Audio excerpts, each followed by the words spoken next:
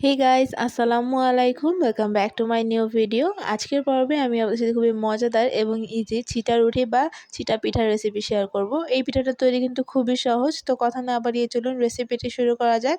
তো প্রথমে আমি এখানে পোলাও চাল আর ভাতের চাল ভালোভাবে ধুয়ে ভিজিয়ে রেখেছিলাম 2 ঘন্টার মতো। তো এবার আমি এটাকে একটা ব্লেন্ডারে জারে নিয়ে নিচ্ছি। এবার আমি এটাকে অল্প একটু পানি দিয়ে ব্লেন্ড করে নিতে হবে। তো আমি এটাকে ব্লেন্ড করে নিচ্ছি। তো বাকি চালগুলোকেও আমি এভাবে ব্লেন্ড করে নিচ্ছি। এবার এটার সাথে কিছুটা পানি মিক্স করে নিয়েছি আমি। এটা কিন্তু খুব বেশি পাতলা হওয়া যাবে না। তো এবার আমি এর মধ্যে দিয়ে দিচ্ছি স্বাদ মতো লবণ। দিয়ে সবকিছুকে খুব ভালোভাবে মিশিয়ে নিচ্ছি। এবার দিয়ে দিচ্ছি একটা ডিম। তো ডিমটা দিয়ে কিন্তু খুব ভালোভাবে মিক্স করে নিতে হবে। তো মিক্স করা হয়ে গেছে।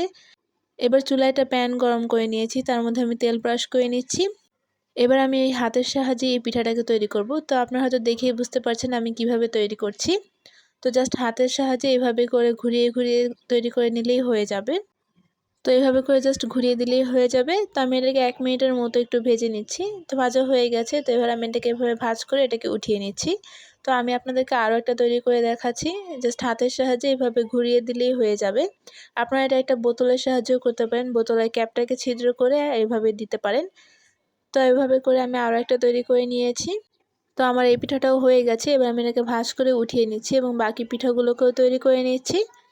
তো ব্যাস তৈরি হয়ে গেল মজাদার ছিটা পিঠা বা ছিটা রুটি। আপনারা অবশ্যই এটি বাসায় ট্রাই করবেন এবং কেমন লেগেছে তা আমাকে জানাবেন। তো আমি আপনাদেরকে একটা ছিঁড়ে দেখাচ্ছি।